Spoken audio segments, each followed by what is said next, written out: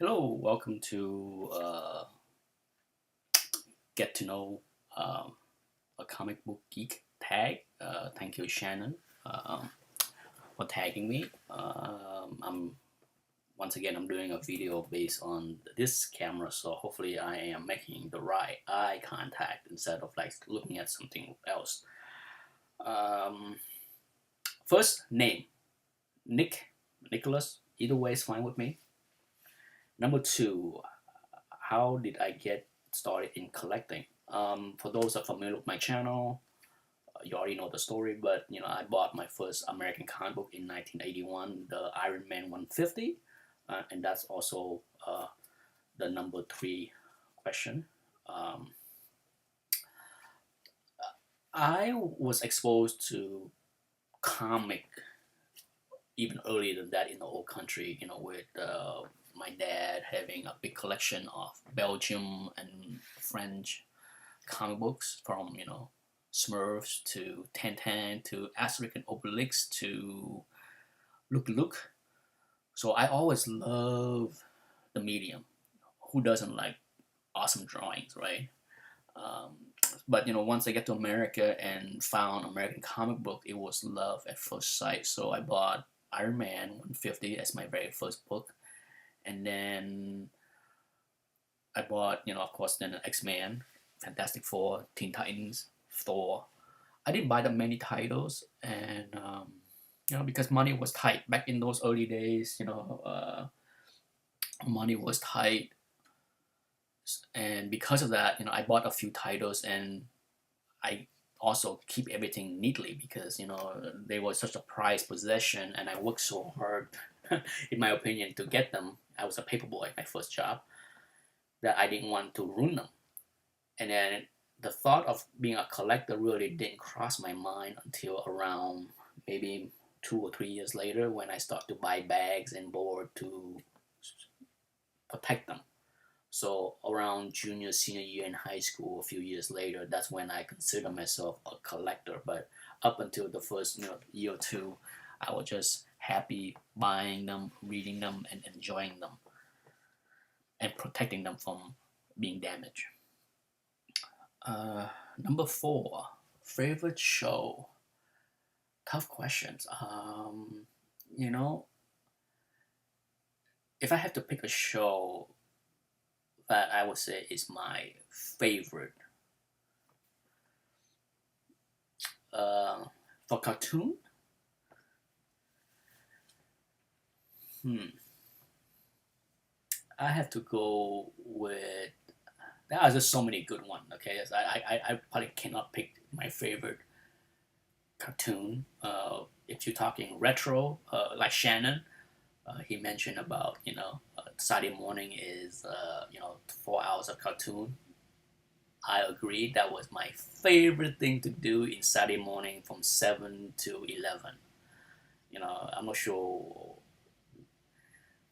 uh, what came after cartoon, but I think for me it was Soul Train. um, but I love. Back in those days, there was no such thing as a bad cartoon. Any cartoon was good cartoon, from Bugs Bunny to Daffy Duck, you name it. Yeah, I watched them all. The moment I saw a cartoon, I had to sit down and watch it. Um, but I think Johnny Quest was pretty high on the list. Uh, and of course, the Super Friends. Who doesn't love the Wonder Twin power, right? Um, but as far as cartoon today, I have to say that I'm not a big fan of the recent past year or two of Marvel cartoon. Um, I love the Spectacular Spider-Man cartoon series by Marvel that was done a couple of years ago. I'm sad that they canceled that and rebooted with the new current Spider-Man, but I felt that that was the best Marvel cartoon ever. Uh, the characters, the name, the voice was so well done, and the music at the beginning was very catchy. I enjoyed that very much. is my favorite.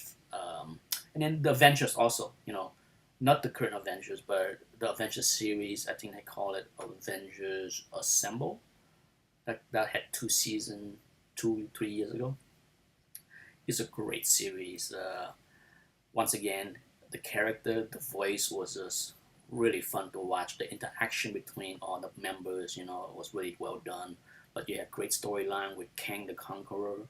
You had great storyline with the Kree, Ronan, and the intro of Ms. Marvel, as well as Captain Marvel,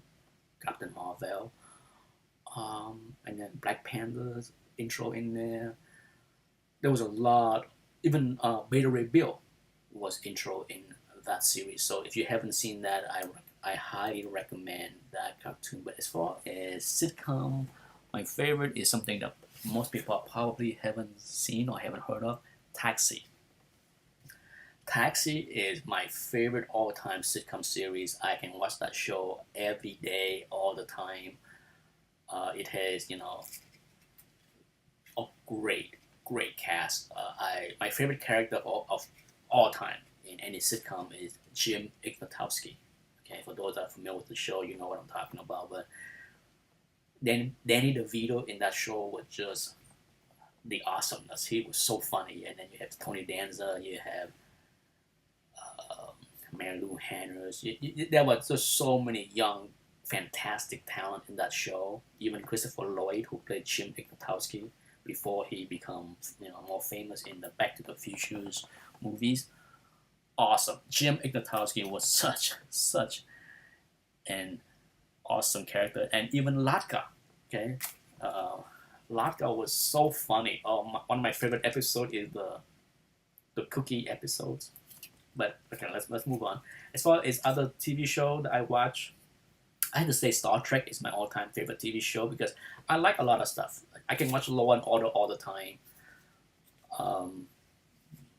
but it's not something that I watch. Whenever it's on TV, it's on TV all the time. So if there's nothing else on, I might throw on and put it on the background for to hear the dialogue. But Star Trek would probably be my favorite TV show of all time. Anywhere from the classic Star Trek to the Captain Picard Star Trek to even Deep Space Nine. I can watch those shows any given time on TV. So, no doubt that's my favorite TV show of all time.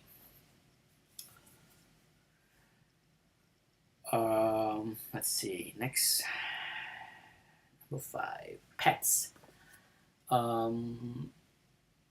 I don't have any pets right now, but I love cats and dogs, and I am allergic to both, sadly. So whenever I pet a cat or dog, I make sure I have to wash my hand well. Otherwise, I go into my face would turn red, and then I would have teary eyes and sneezing nonstop and all that stuff. I dealt with that all through high school because I had cats and dogs. And my favorite cat is named Asia. I tell this story a few times, but it was a beautiful black cat with a white chest and let go up her neck. She was my best friend. In my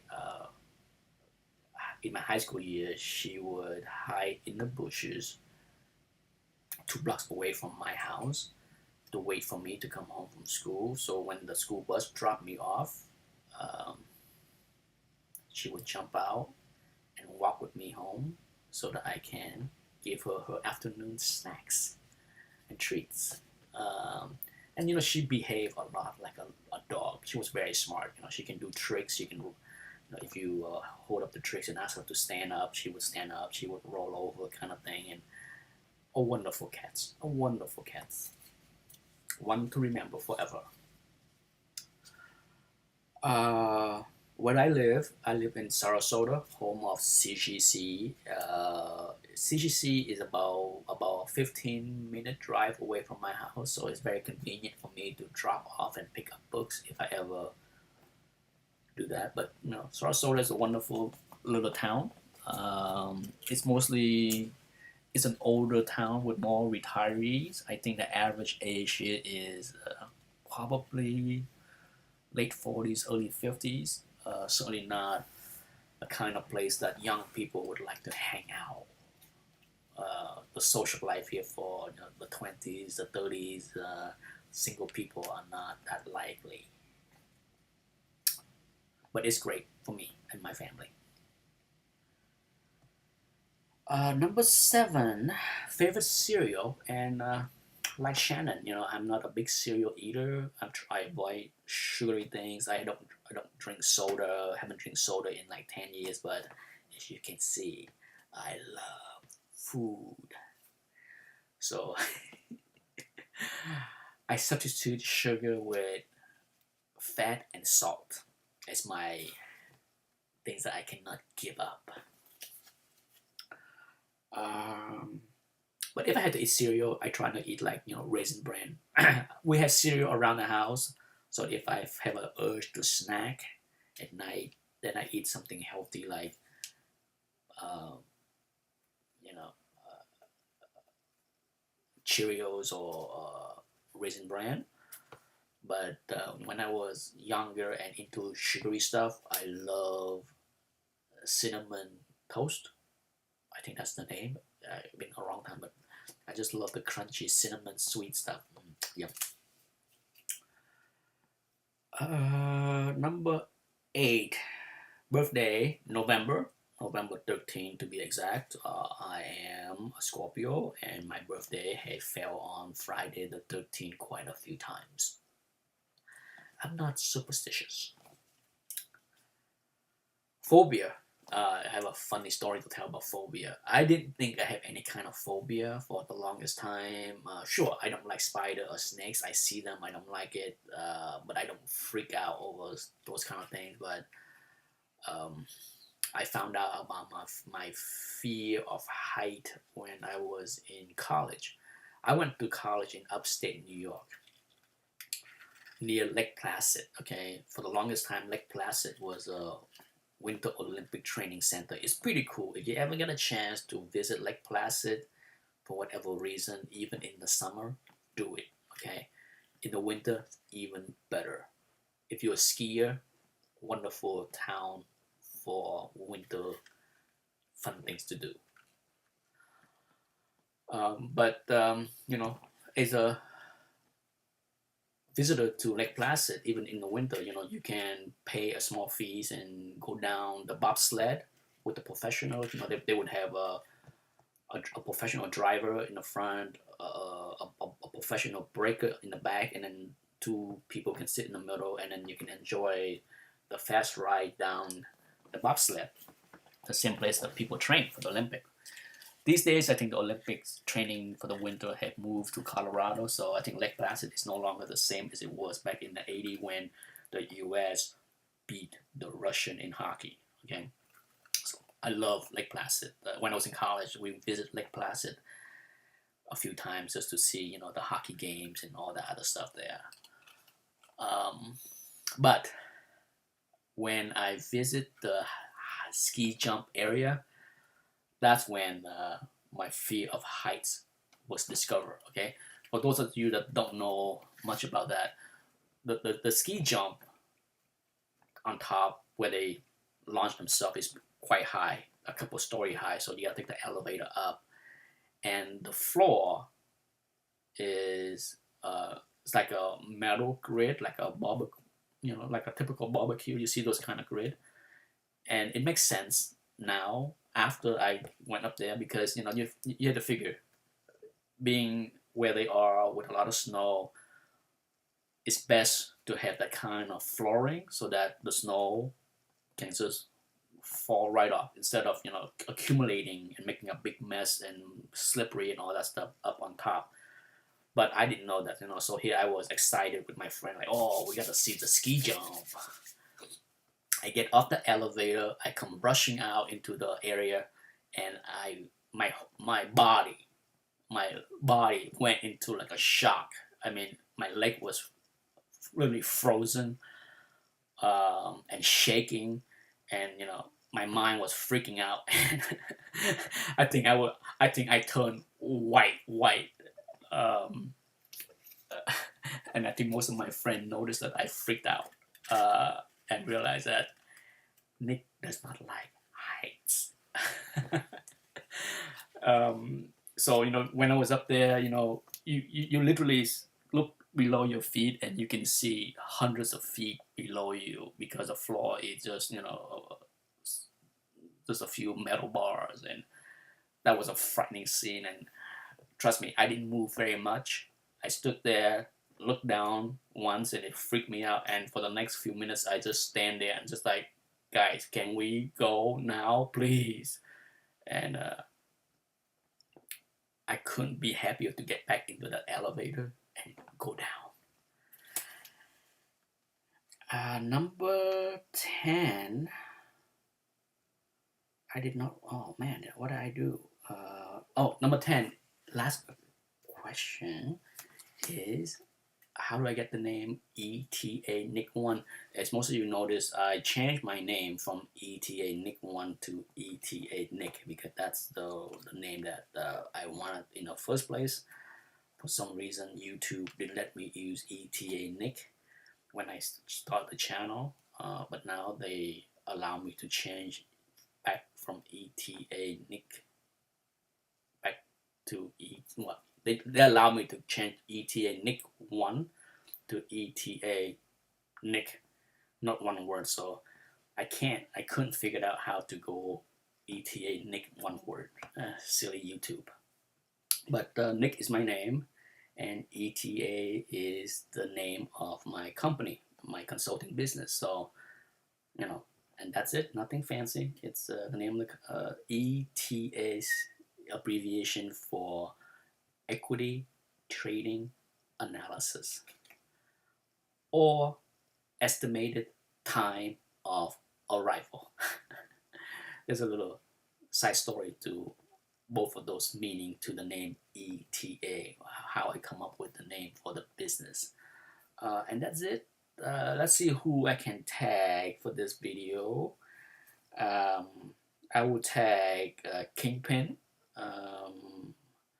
He does video, but he has not shown. So if Kingpin does a video, you don't have to show your face. Some people don't ever show their face in front of the camera. You can do a video